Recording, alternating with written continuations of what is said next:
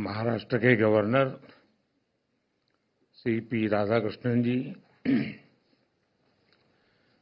मुख्यमंत्री श्रीमान एकनाथ शिंदे जी, उप मुख्यमंत्री देवेंद्र फडणवीस जी, अजित पवार जी, केंद्र में मेरे सभी सहयोगी,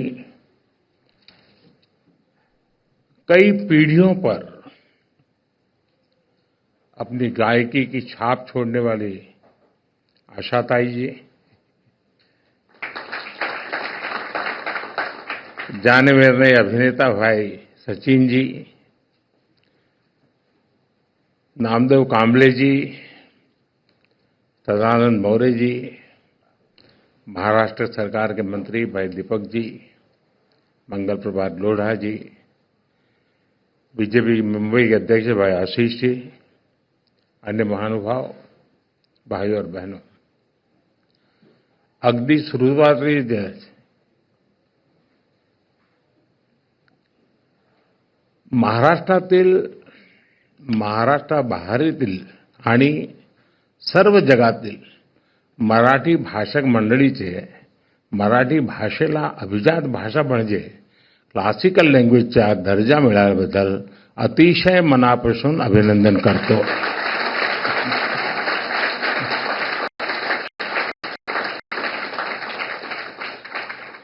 केंद्र सरकार द्वारा मराठी भाषा को अभिजात भाषा का दर्जा दिया गया है. आज मराठी भाषा के इतिहास का स्वर्णिम अवसर है और मौर्य जी ने बहुत बढ़िया तरीके से इसको समेकअप किया. इस निर्णय का, इस पल का महाराष्ट्र के लोगों को, मराठी बोलने वाले हर व्यक्ति को दशकों से इंतजार था. मुझे खुशी है कि महाराष्ट्र का ये सपना पूरा करने में कुछ करने का सौभाग्य मुझे मिला. आज खुशी के इस पल को साझा करने के लिए मैं आप सबके बीच हूं. मराठी के साथ बंगाली, पाली, प्राकृत और असमिया भाषाओं को भी क्लासिकल लैंग्वेज का दर्जा दिया गया है. मैं इन भाषाओं से जुड़े लोगों को भी बधाई देता हूं. साथियों, मराठी भाषा का इतिहास बहुत समृद्ध रहा है. इस भाषा से ज्ञान की जो धाराएं निकली, उन्होंने कई पीढ़ियों का मार्गदर्शन किया है और वो आज भी हमें रास्ता दिखाती है.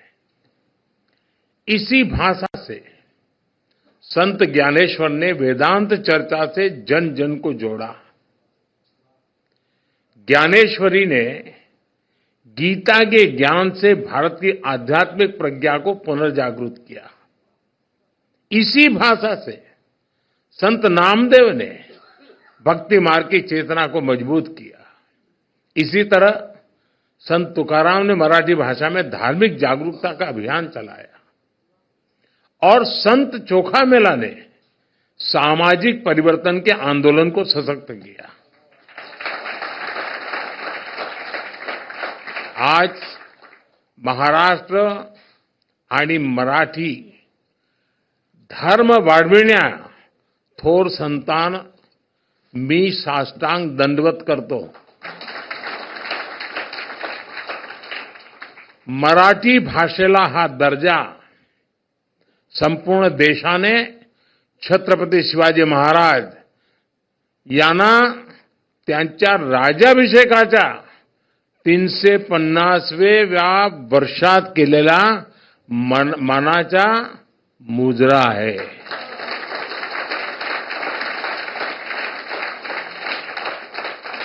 साथियों, भारत के स्वतंत्रता संग्राम का इतिहास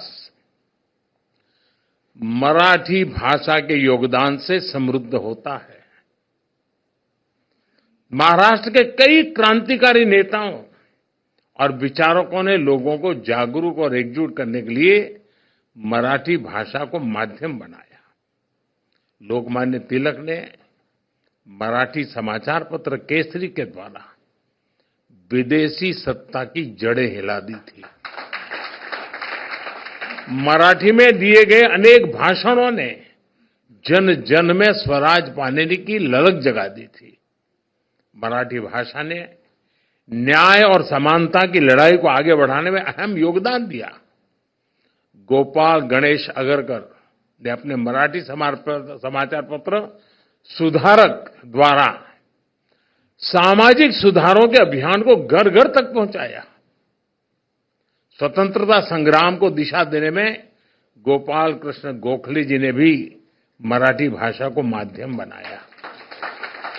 साथियों, मराठी साहित्य भारत की वो अनमोल विरासत है जिसमें हमारी सभ्यता के विकास और सांस्कृतिक उत्कर्ष की गाथाएं सुरक्षित है।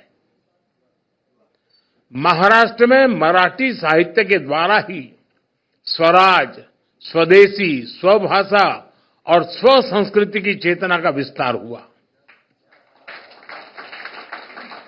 स्वतंत्रता आंदोलन के दौरान शुरू हुए गणेश उत्सव और शिव जयंती के कार्यक्रम वीर सावरकर जैसे क्रांतिकारियों के विचार, बाबा साहब आंबेडकर का सामाजिक समता आंदोलन, महर्षि कर्वे का महिला सशक्तिकरण अभियान, महाराष्ट्र का औद्योगिकरण, कृषि सुधार के प्रयास, इन सब की प्राण शक्ति मराठी भाषा थी।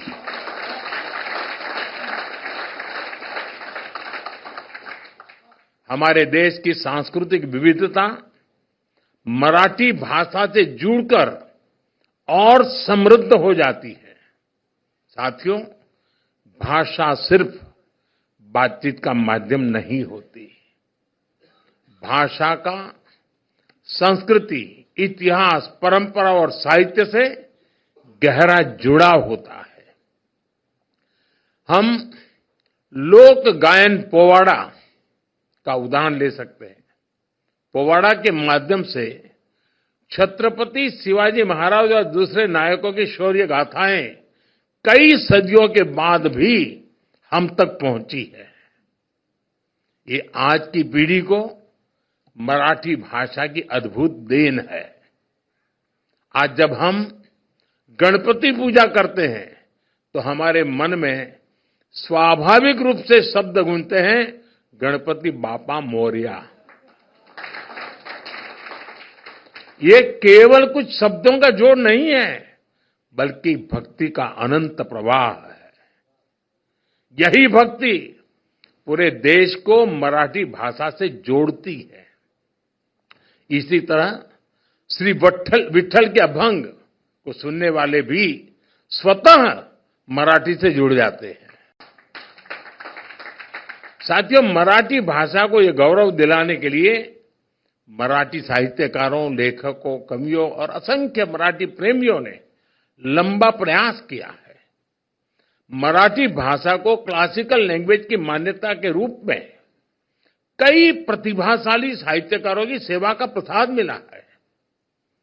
इसमें बाळशास्त्री जांभेकर, महात्मा ज्योतिबा फुले, सावित्रीबाई फुले, कृष्णाजी प्रभाकर खाडिलकर, केशव सूत, श्रीपाद महादेव माटे, आचार्य अत्रे, शांताबाई शेड़के, गजानन दिगंबर माडगुळकर, कुसुमाग्र जैसी विभूतियों का योगदान अतुलनीय है। मराठी साहित्य की परंपरा केवल प्राचीन ही नहीं बल्कि बहुआयामी है। विनोबा भावे, श्रीपाद अमृत डांगे, दुर्गाबाई भागवत, बाबा आमटे, दलित साहित्यकार दया पवार, बाबा साहब पुरंदरे जैसी कई हस्तियों ने मराठी साहित्य में महत्वपूर्ण योगदान दिया है। मैं आज मराठी की सेवा करने वाले पुरुषोत्तम लक्ष्मण देशपांडे, पुला देशपांडे कहूं तब लोग समझते हैं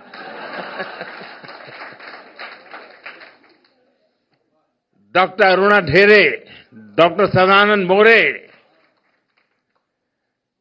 महेश एलकुंचवार, साहित्य अकादमी पुरस्कार विजेता नामदेव कांबळे समेत सभी साहित्यकारों के योगदान को भी याद करूंगा। आशा बागे, विजय राजाध्यक्ष, डॉक्टर शरण कुमार लिंबाळे, नाट्य निर्देशक चंद्रकांत कुलकर्णी जैसे कई दिग्गजों ने वर्षों से इसका सपना देखा था। साथियों, साहित्य और संस्कृति के साथ मराठी सिनेमा ने भी हमें गौरवान्वित किया है। आज भारत में सिनेमा का जो स्वरूप है, उसका आधार भी वी शांताराम और दादा साहब फाल्के जैसी हस्तियों से तैयार किया था। मराठी रंगमंच ने समाज के शोषित वंचित वर्ग की आवाज को बुलंद किया है। मराठी रंगभूमि के दिग्गज कलाकारों ने हर मंच पर अपनी प्रतिभा का लोहा मनवाया है। मराठी संगीत, लोक संगीत, लोक नृत्य की परंपराएं अपने साथ एक समृद्ध विरासत लेकर आगे बढ़ रही है। बाल गंधर्व डॉक्टर वसंतराव देशपांडे, भीमसेन जोशी, सुधीर फडके, मोगूबाई कुर्डीकर या फिर बाद के युग में लता दीदी, आशाताई, शंकर महादेवन, अनुराधा पौडवाल जी जैसे दिग्गज लोगों ने मराठी संगीत को एक अलग पहचान दी है। मराठी भाषा की सेवा करने वाले व्यक्तित्वों की संख्या इतनी विशाल है, मैं उनके बारे में बात करूं तो पूरी रात निकल जाएगी। साथियों, मेरा सौभाग्य रहा, यहां कुछ लोगों को संकोच हो रहा था कि मराठी बोले या हिंदी बोले। मेरा बीच में नाता टूट गया, वरना मेरा सौभाग्य था कि मुझे 2 या 3 किताबों का मराठी से मैं गुजराती करने का सौभाग्य मिला है।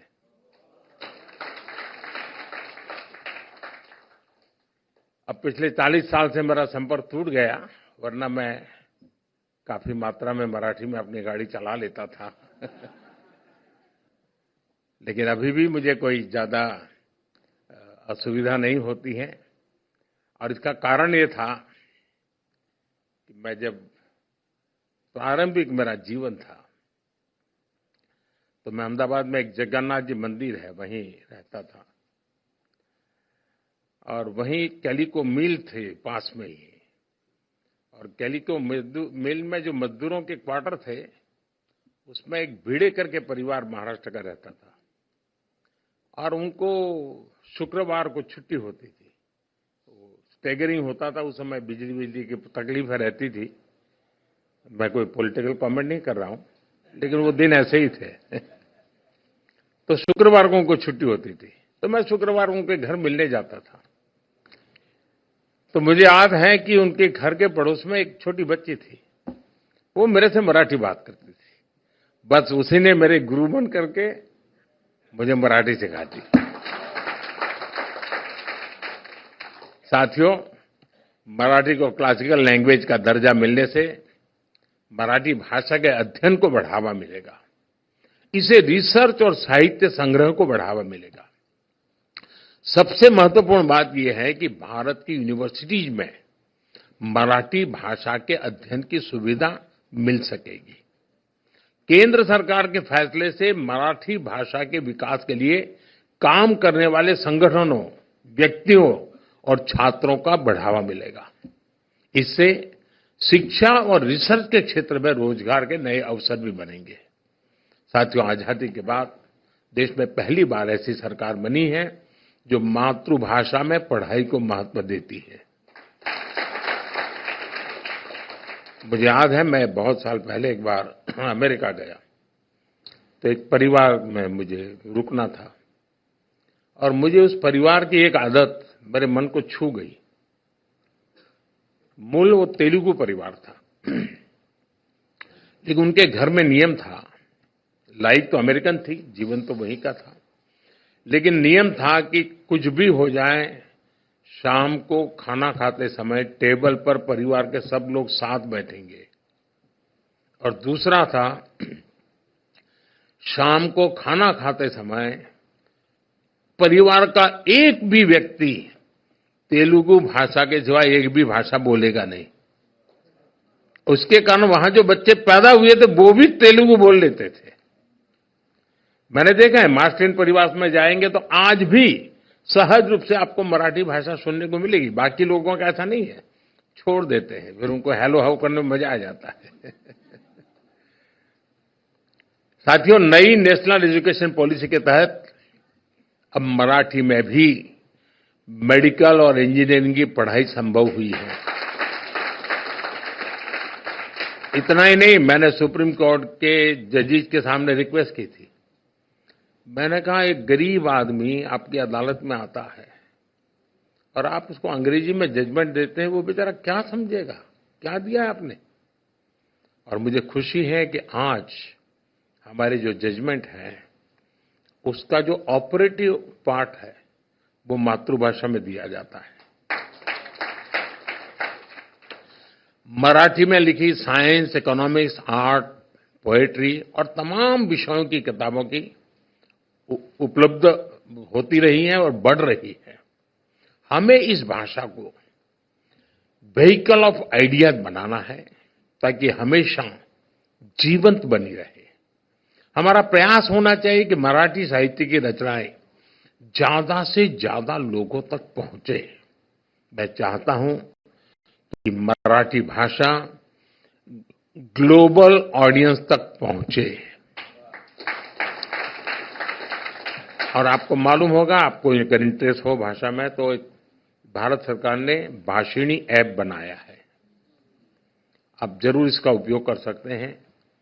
ये बहुत आसानी से आप अपनी चीजों को भारतीय भाषाओं में इंटरप्रेट कर सकते हैं। ट्रांसलेशन के इस फीचर से भाषा की दीवार खत्म हो सकती है। आप मराठी बोलें, अगर मैं भाषिणी के लेकर के बैठा हूं तो मैं उसको गुजराती में सुन सकता हूं, मैं हिंदी में सुन सकता हूं। तो ये एक व्यवस्था टेक्नोलॉजी के कारण बहुत आसान हुई है। साथियों, आज हम इस ऐतिहासिक अवसर पर इसकी खुशी तो मना रहे हैं, ये मौका हमारे लिए एक बड़ी जिम्मेदारी भी लेकर आया है। मराठी बोलने वाले हर व्यक्ति का दायित्व है कि वो इस सुंदर भाषा को आगे बढ़ाने में योगदान दे। जिस तरह मराठी लोग सरल होते हैं, वैसे ही मराठी भाषा भी बहुत सरल होती है। इस भाषा से ज्यादा लोग जुड़े, इसका विस्तार हो, अगली पीढ़ी में इसे लेकर गर्व का बोध हो, इसके लिए हम सबको प्रयास करना चाहिए। आप सबने मेरा स्वागत सम्मान किया, मैं राज्य सरकार का आभारी हूं। ये कोइंसिडेंस था क्योंकि मेरा एक और कार्यक्रम था जहां यहां आना होता था, लेकिन अचानक यहाँ के साथियों ने मैं कह दिया कि 1 घंटा और दे दीजिए, और उसी में से ये कार्यक्रम बन गया। और आप लोग सभी गणमान्य लोग हैं जिनका जीवन इन बातों से जुड़ा हुआ है, उन सबका यहाँ उपस्थित होना ये अपने आप में मराठी भाषा का महात्म्य को उजागर करता है। मैं इसके लिए आप सबका बहुत आभारी हूं। मैं एक बार फिर आप सभी को मराठी भाषा को शास्त्रीय दर्जा मिलने के लिए बहुत बहुत बधाई देता हूं। महाराष्ट्रातील आणि जगातील सर्व मराठी जनांना खूप खूप शुभेच्छा देतो। धन्यवाद।